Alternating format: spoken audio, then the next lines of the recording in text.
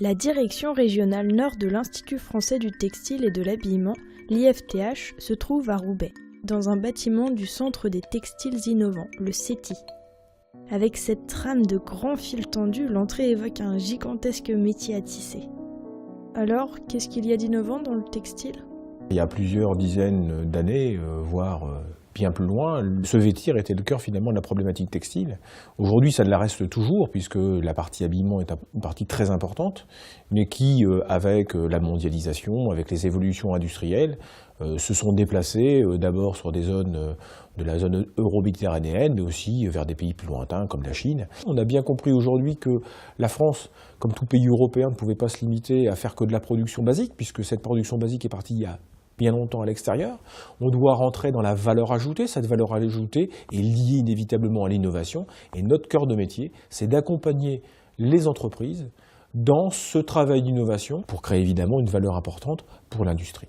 Le textile est un matériau plein de possibilités. Il protège, mais pas seulement de la pluie ou du froid.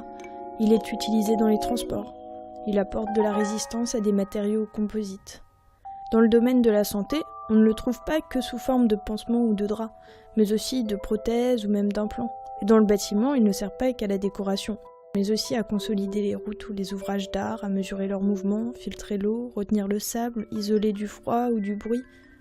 Pour lui apporter ses propriétés particulières, on joue sur la structure même du textile, où on le marie avec toutes sortes de matériaux. Ces tissus-là, qui sont des tissus qui paraissent tout à fait classiques, possèdent une fonctionnalité très particulière.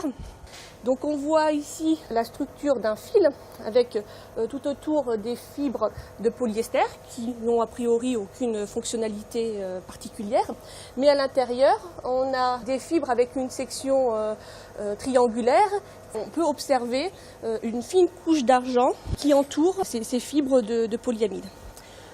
Ce dépôt d'argent va permettre de rendre le tissu conducteur et cela sera utilisé pour différentes applications.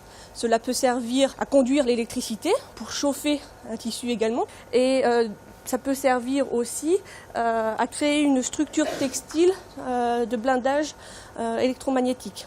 Donc ça peut être utile pour la protection contre les antennes, les téléphones portables, la Wi-Fi, et isoler un habitat par exemple ou une personne des ondes électromagnétiques qui les entourent. Même sa capacité à retenir une odeur peut être modifiée et mesurée.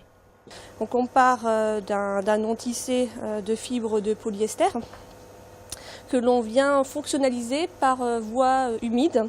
Cette fonctionnalité recherchée pour ce produit est le captage des odeurs et des composés organiques volatiles. Bon, là, il ne s'agit pas d'un produit du vestimentaire, mais on pourrait très bien appliquer le même type de formulation sur un tissu de polyester ou de coton destiné à l'habillement. Ici, tout est mesuré et testé. Des contrôles sur machine standard, la solidité à l'abrasion, comment un produit après 40 lavages se comporte en termes d'état de surface. Des appareils qui servent à mesurer la dégradation des coloris dans le temps. Là, il s'agit d'un non tissé qui a été développé comme barrière non-feu. Toutes les composantes du textile peuvent être contrôlées dans ce laboratoire. Et le textile, bien sûr, c'est être écologique. La fibre de lin, donc est une fibre végétale qui est largement cultivée en France, associée avec une fibre qu'on appelle de PLA, donc d'acide polylactique, qui est une fibre synthétique mais issue du maïs. Donc cette fibre a pour avantage d'être complètement biosourcée, c'est-à-dire qu'elle est issue directement d'un produit végétal et a pour avantage également, comparé à un polyester ou à un polypropylène par exemple, issu du pétrole, d'être biodégradable dans le temps. Ces deux fibres sont mélangées donc, sur des différentes machines de préparation et d'ouvraison et ensuite donc, on en fabrique des non tissés. En les comprimant donc, à chaud, on pourra obtenir, donc, par exemple ici, des plaques donc de composite. Ces plaques pourront par exemple être utilisées pour l'industrie automobile, donc pour tout ce qui est renfort de portières, tablettes de plage arrière, tableau de bord, pavillon de toit. On peut faire du textile avec à peu près n'importe quoi, mais on peut aussi faire à peu près n'importe quoi avec du textile. Ici, nous avons une bande de tissu composée en partie de fibres métalliques. L'idée, c'est donc de faire passer un courant à l'intérieur de ce tissu de manière homogène. On a le tissu qui émet de la chaleur.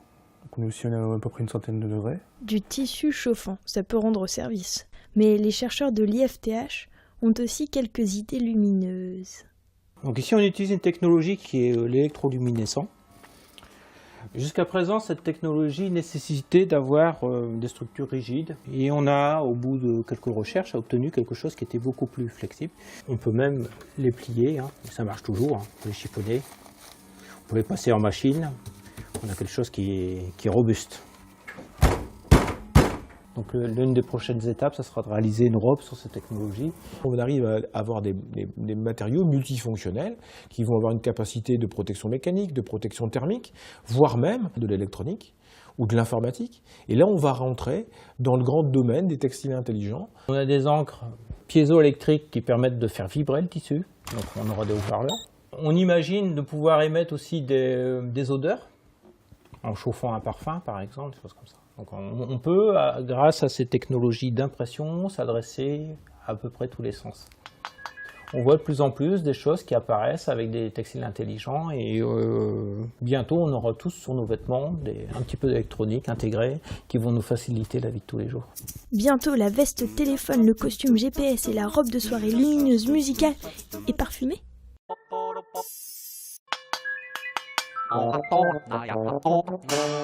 YouTube